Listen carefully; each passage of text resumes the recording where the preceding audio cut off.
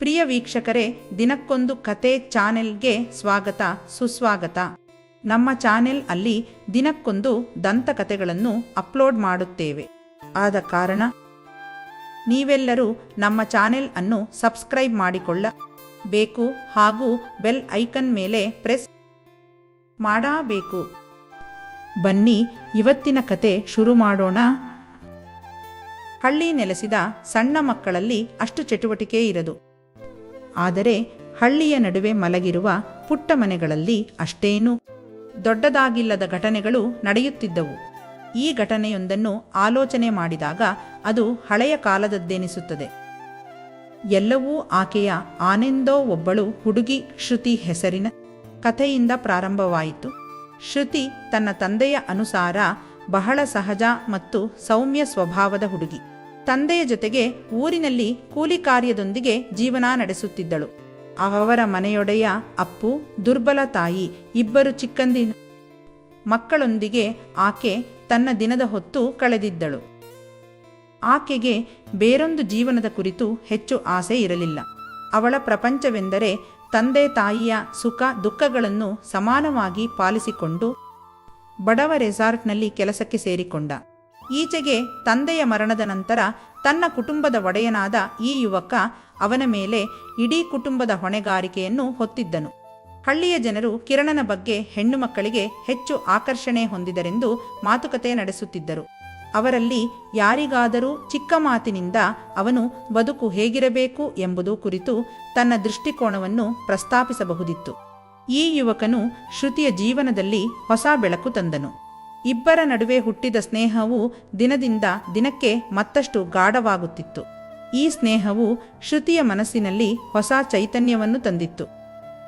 ಹೀಗೆ ದಿನಗಳು ಸಾಗುತ್ತಿದ್ದಂತೆ ಹಳ್ಳಿಯ ಜನರ ಕಣ್ಣುಗಳು ಈ ಇಬ್ಬರನ್ನು ಕಡೆಗಣಿಸಲಿಲ್ಲ. ಶ್ರುತಿ ಮತ್ತು ಕಿರಣ್ ಅನ್ನು ಹಿಂದೆಂದೂ ಒಟ್ಟಾಗಿ ನೋಡಿದಿದ್ದರೂ ಇದೀಗ ಜನಸಾಮಾನ್ಯರಲ್ಲಿ ಅನುಮಾನ ಮತ್ತು ಗಾಸಿಪ್ಗಳ ಹೊಸ ನೆಲೆಗಳು ಬಿರಿದಂತೆ ಬೆಳೆದವು. ಹೀಗೆ ಶ್ರುತಿ ತನ್ನ ಹೊಸ ಬಾಳಿನ ಆಯ್ಕೆಗಾಗಿ ಹೋರಾಡಬೇಕಾದ ಸ್ಥಿತಿಗೆ ಬಂದಿತು. ಹಳ್ಳಿಯ ಜನರ ಮಾತುಗಳು ಅವಳನ್ನು ಬೇಸತ್ತಿತು. ಆದರೆ ಕಿರಣನ ಸಾಂತ್ವನ ಅವಳಿಗೆ ಬಾಳಿಗೆ ಹೊಸ ನಿರೀಕ್ಷೆ ನೀಡಿತು. ಹಳ್ಳಿಯ ಜನರು ಮುಂದಿನ ದಿನಗಳಲ್ಲಿ ಶ್ರುತಿ ಮತ್ತು ಕಿರಣ್ ಅವರ ಸಂಬಂಧದ ಬಗ್ಗೆ ಹೊಸ ಮಾತುಕತೆಗಳನ್ನು ಮಾಡುತ್ತಲೇ ಇದ್ದರು.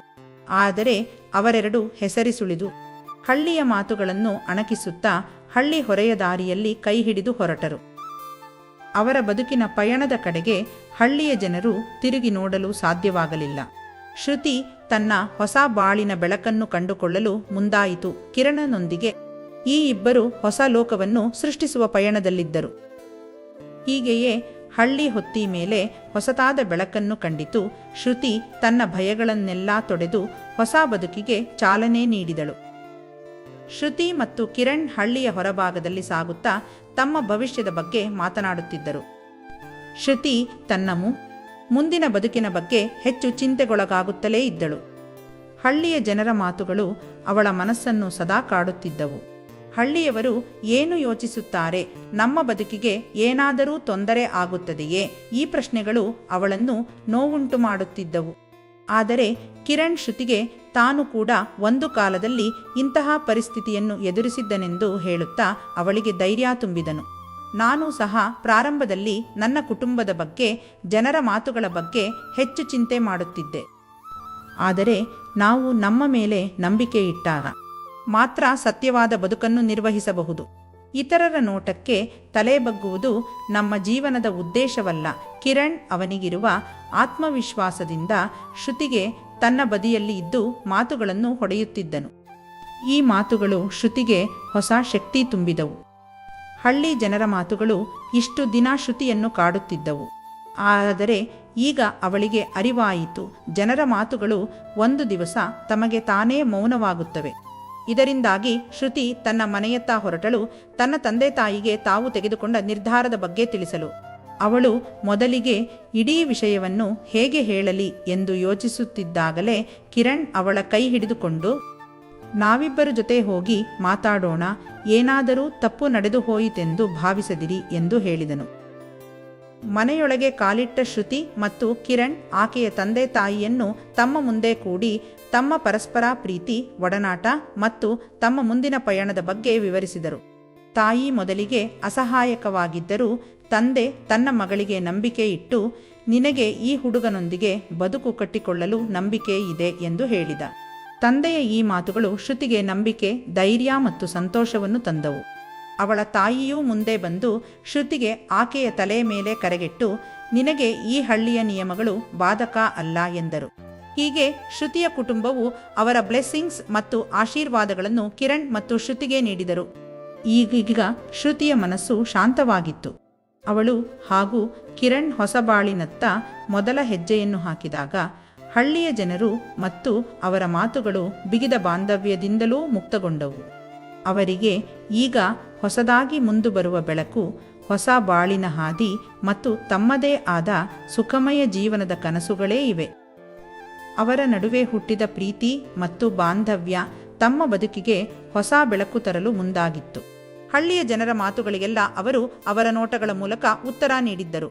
ಈಗ ಶ್ರುತಿಯು ತನ್ನ ಪ್ರೀತಿಯನ್ನು ಹಿಡಿದುಕೊಂಡು ತನ್ನ ಮುಂದಿನ ಬದುಕಿಗೆ ನಂಬಿಕೆಯಿಂದ, ಪ್ರೀತಿಯಿಂದ ಮತ್ತು ಧೈರ್ಯದಿಂದ ಹೆಜ್ಜೆಯನ್ನಿಟ್ಟಿದ್ದಳು.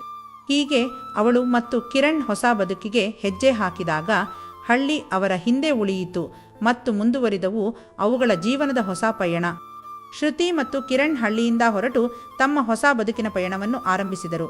ಅವರು ಊರಿನ ಹೊರವಲಯದಲ್ಲಿ ಇರುವ ಪುಟ್ಟ ಮನೆ ಬಾಡಿಗೆಗೆ ತೆಗೆದುಕೊಂಡು ಹೊಸ ಜೀವನವನ್ನು ಕಟ್ಟಿಕೊಳ್ಳಲು ಶುರು ಮಾಡಿದರು. ಪ್ರತಿದಿನವೂ ಕಿರಣ್ ತನ್ನ ಕೆಲಸಕ್ಕೆ ಹೋಗುತ್ತಿದ್ದು, ಶ್ರುತಿ ಮನೆಯಲ್ಲಿಯೇ ತನ್ನ ದಿನದ ಹೊತ್ತನ್ನು ಮನೆ ಕಳೆಯುತ್ತಾ ಅವನಿಗಾಗಿ ಬಡಿಸಬೇಕಾದ ಊಟವನ್ನು ತಯಾರಿಸುತ್ತಾ ಹೊಸ ಬದುಕಿಗೆ ಹೊಂದಿಕೊಳ್ಳಲು ಶ್ರಮಿಸುತ್ತಿದ್ದಳು. ಆದರೆ ಹೊಸ ಜೀವನದ ಪ್ರಾರಂಭವೇನೂ ಸುಲಭವಾಗಲಿಲ್ಲ. ಹೊಸ ಜವಾಬ್ದಾರಿಗಳು, ಹೊಸ ಪರಿಸರ, ಹೊಸ ಜನ, ಇದು ಎಲ್ಲವೂ ಶ್ರುತಿಗೆ ಹೊಸ ಆವೃತ್ತಿಯಾಗಿತ್ತು. ಇಷ್ಟೆಲ್ಲವನ್ನು ಎದುರಿಸಬೇಕಾದಾಗ ಅವಳ ಮನಸ್ಸಿನಲ್ಲಿ ಹಲವಾರು ಪ್ರಶ್ನೆಗಳು ತಲೆ ಎತ್ತಿದವು. ಈ ಜೀವನವೇ ನನ್ನ ಇಚ್ಛೆಯೇ? ನಾನು ಸಹಿಸಿದ ವಿಷಯಗಳು ಸರಿ ಎಂದು ತೋರಿಸಿಕೊಡಲು ಸಾಧ್ಯವಾಗುತ್ತದೆಯೇ? ಆದರೆ ಪ್ರತಿದಿನವೂ ಕಿರಣನ ಜೊತೆಗೆ ಮಾಡಿದ ಸಂವಾದ, ಅವನ ಕಣ್ಣಲ್ಲಿ ಪ್ರತಿಕ್ಷಣದ ಸಹವಾಸ ಅವಳಿಗೆ ಹೊಸ ಹೆಜ್ಜೆ ಹಾಕಲು ಪ್ರೇರಣೆ ನೀಡಿತು. ಕಿರಣನ ಪ್ರೀತಿಯ ಮಾತುಗಳು, ನೀನು ನನಗೆ ಅತ್ಯಂತ ಮುಖ್ಯವಾಗಿರುವೆ. ನನ್ನ ಜೊತೆ ಇರುವಷ್ಟು ದಿನ ನಾವು ನಮ್ಮ ಜೀವನವನ್ನು ಒಟ್ಟಾಗಿ ಕಟ್ಟಿಕೊಳ್ಳಬೇಕು ಎಂದು ಶ್ರುತಿಗೆ ಧೈರ್ಯ ತುಂಬಿದವು. ಇದೇ ಸಮಯದಲ್ಲಿ ಹಳ್ಳಿಯ ಜನರ ವಾಸನೆ ಮತ್ತೆ ಅವರ ಹತ್ತಿರವೇ ಹಾರಿ ಬಂದಿತು. ಅವರ ಕುರಿತು ಹುಬ್ಬೇರಿದ ಗಾಸಿಪ್ಗಳು, ಅವರ ಹೊಸ ಜೀವನವನ್ನು ಹೇಗೆ ಇರಬಹುದು ಎಂಬ ಅನುಮಾನಗಳು ಈಗ ದಾರಿಯ ಪಕ್ಕದಲ್ಲೇ ಇರಲಿಲ್ಲ. ಒಂದು ದಿನ ಶ್ರುತಿಯ ಹಳ್ಳಿಯ ಆಪ್ತ ಸ್ನೇಹಿತೆ ಗೌರಿ ಆಕೆಯ ಮನೆಗೆ ಭೇಟಿ ನೀಡಿದಳು. ಆಕೆಯ ಕಣ್ಣಿನಲ್ಲಿ ಏನೋ ತೂಕದ ನೋವು ಇತ್ತು. ಅವಳು ಶ್ರುತಿಗೆ ಹೇಳಿದಳು, ನೀನು ಕಿರಣನೊಂದಿಗೆ ಹೀಗೆ ಹೋರಾಡಿ ಹೊರಗೊಮ್ಮೆ ಹೊರಟಿದ್ದೀರೆಂದು ನನಗೆ ಖುಷಿಯಾಯಿತು. ಆದರೆ ಹಳ್ಳಿಯವರು ನಿನ್ನ ಬಗ್ಗೆ ಮಾತನಾಡುತ್ತಿರುವುದು ಕೇಳಿದಾಗ ನನಗೆ ಬೇಸರವಾಯಿತು. ಅವರು ನಿನ್ನನ್ನು ತಮಾಷೆಗೈಯುತ್ತಿದ್ದಾರೆ. ನನಗೆ ಇದನ್ನೇ ಹೇಳಬೇಕೆಂದು ತೋಚಿತು. ಈ ಮಾತು ಕೇಳಿದಾಗ ಶ್ರುತಿಯ ಮನಸ್ಸು ಮತ್ತೆ ಹಿಂದೆ ಹೋಗಿತ್ತು. ಹಳ್ಳಿಯ ಜನರ ಮಾತುಗಳು, ಆಕೆಯ ಬಗ್ಗೆ ಇರುವ ನಿನ್ನೆಯ ಅನುಮಾನಗಳು ಮತ್ತೆ ಅವಳನ್ನು ಕಾಡಿದವು. ಆದರೆ ಈ ಸಮಯದಲ್ಲಿ ಶ್ರುತಿ ತನ್ನಲ್ಲಿ ಒಂದು ಹೊಸ ನಿರ್ಧಾರವನ್ನು ತೆಗೆದುಕೊಂಡಳು. ನಾನು ಹಳ್ಳಿಯವರನ್ನು ತೋರಿಸಲೂ ಇಲ್ಲ, ನಾನು ನನ್ನ ಜೀವನವನ್ನು ಆವರಿಸಿಕೊಂಡು ಹೋಗಲೂ ಇಲ್ಲ. ನಾನು ನನ್ನ ಜೀವನದ ಕನಸುಗಳನ್ನು ನನಸಾಗಿಸಲು ಇಲ್ಲಿಯವರೆಗೆ ಬಂದಿದ್ದೇನೆ ಎಂದು ಅವಳ ಮನಸ್ಸಿನಲ್ಲಿ ಎಚ್ಚರವಾಗಿತ್ತು. ಅದಿನದ ರಾತ್ರಿ ಕಿರಣನೊಂದಿಗೆ ತಾನಾ ವಿಚಾರವನ್ನು ಹಂಚಿಕೊಂಡಾಗ ಅವನು ಶ್ರುತಿಯ ಕೈ ಹಿಡಿದು, ತನ್ನ ಮೇಲೆ ಇರುವ ವಿಶ್ವಾಸವೂ ಕೂಡಾಕ್ಟರ್. ಹೀಗೆ ಶ್ರುತಿ ಮತ್ತು ಕಿರಣ್ ತಮ್ಮ ಪಯಣವನ್ನು ಮುಂದುವರೆಸಿದರು. ಹಳ್ಳಿಯ ಜನರ ಮಾತುಗಳು ಅವಳಲ್ಲಿ ಮತ್ತಷ್ಟು ದೃಢವಾದ ನಿರ್ಧಾರವನ್ನು, ಕಠಿಣ ಹೃದಯವನ್ನೂ ಬಿರಿದರು. ಅವರು ಯಾವಾಗಲೂ ಒಂದೇ ಒಂದು ಸತ್ಯವನ್ನು ನೆನೆಸಿಕೊಂಡರು, ನಮ್ಮ ಬಾಳು ನಮ್ಮದು, ಇತರರ ನೋಟ ಮತ್ತು ಮಾತುಗಳು ಸತ್ಯಕ್ಕೆ ತಿರುಗಿಲ್ಲ. ಆದ್ದರಿಂದ ಶ್ರುತಿ ಮತ್ತು ಕಿರಣ್ ಅವರ ಜೀವನದ ಪ್ರೀತಿಯಲ್ಲಿ, ಹೊಸ ಬದುಕಿನ ಕನಸುಗಳಲ್ಲಿ, ಆಡುವ ಮಾತುಗಳಲ್ಲಿ ನಗೆಗಲ್ಲು ಹಾಕುತ್ತಲೇ ಮುಂದುವರಿದರು. ಹಳ್ಳಿಯ ಜನರು ಶ್ರುತಿಯ ಈ ಹೊಸ ರೂಪವನ್ನು ನೋಡಿ ಮತ್ತೆ ತಮ್ಮ ಮಾತುಗಳಾಗಿಸಿದರು. ಆದರೆ ಶ್ರುತಿಗೆ ಈಗ ಹಳ್ಳಿಯ ಮಾತುಗಳ ಬಗೆಗಿನ ತಾಕತ್ತು ಕಡಿಮೆ ಆಗಿತ್ತು.